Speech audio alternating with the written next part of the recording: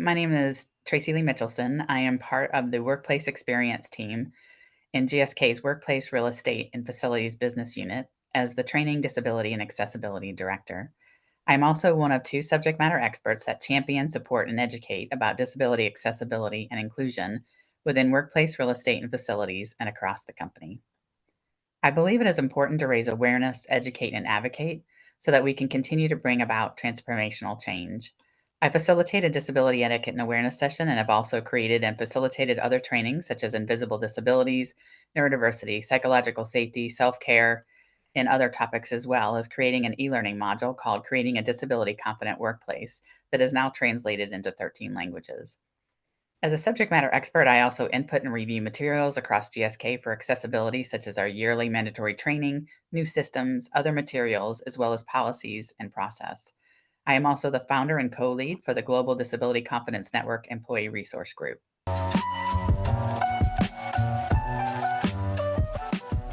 In my 24 plus year career at GSK, I started out in R&D in a variety of clinical roles and leading global clinical trials and programs, leading large process improvement and change management projects across GSK and R&D, quality and risk management, and pharmacovigilance governance.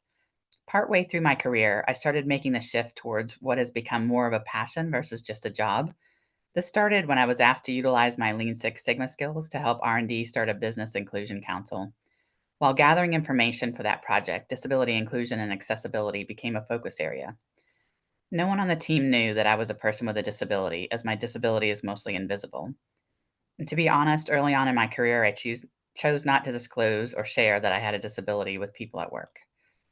My reasons for not disclosing were similar to the stories I hear from other people I know with an invisible disability or health condition.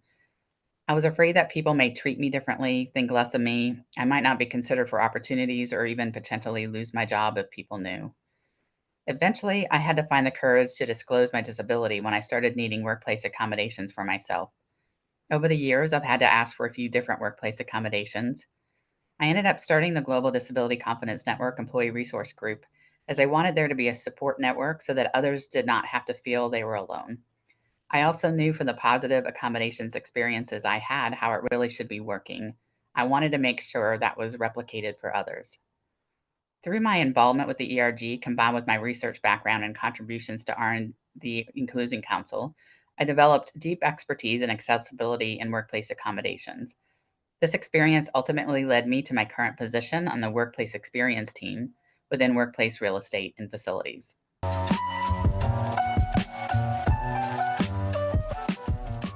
Internally and externally, I facilitate education and awareness sessions on various topics such as etiquette and awareness regarding disabilities and health conditions, neurodiversity, invisible disabilities, mental health, self care, and other topics.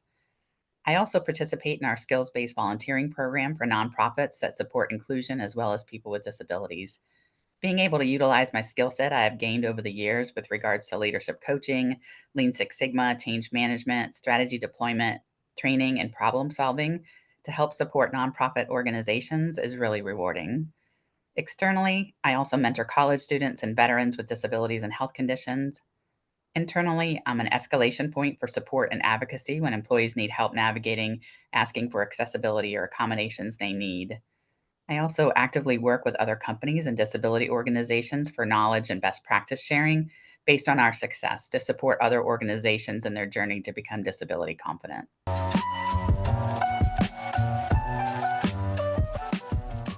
I'm really proud of where we are at GSK. We've achieved significant milestones. It's essential to pause and reflect on how far we've come and recognize all that we've accomplished. Some of our most impactful achievements include establishing an inclusive design standard for our built environment and implementing a global accessibility inclusion standard across the entire enterprise. These initiatives are driving real change by setting clear expectations for accessibility and inclusion, ensuring that our spaces and processes are designed to be welcoming and supportive for everyone from the outset.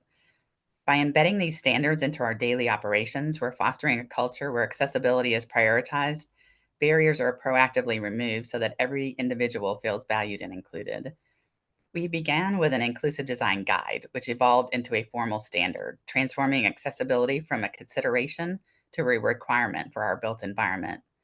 Over time, we broadened our scope to address additional aspects of inclusion, such as neurodiversity, mental health, service and emotional support animals, faith, nursing mothers, menopause, and LGBTQ plus inclusion. We continuously review and update these standards as new information emerges, keeping us aligned with GSK's disability confident ambition. Our leadership in this area has earned external awards and recognition.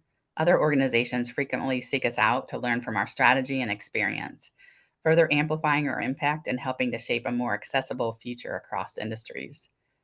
Building on our success with the Inclusive Design Standard, we launched a global accessibility inclusion standard in 2024 that sets minimum expectations for accessibility and inclusion across GSK and ViiV.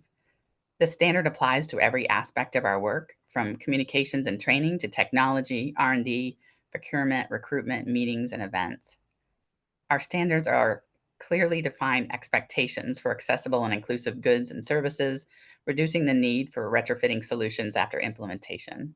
By prioritizing accessibility from the outset, we foster a workplace where everyone feels valued and included, ensuring everyone has what they need without having to ask. I'm proud of GSK for leading the way and having accessibility at the heart of what we do. I want to ensure that we continue to challenge ourselves, though, push boundaries, and strive for excellence in our pursuit of a more inclusive and accessible workplace for everyone.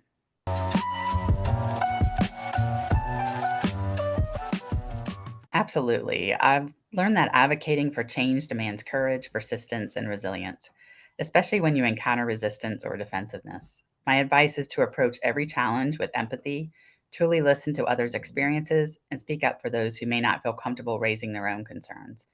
Perseverance is essential, even if you're the only voice advocating for what's right.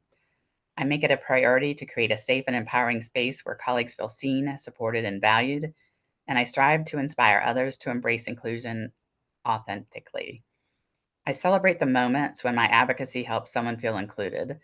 Asking for what you need with confidence and recognizing the power of allies are key.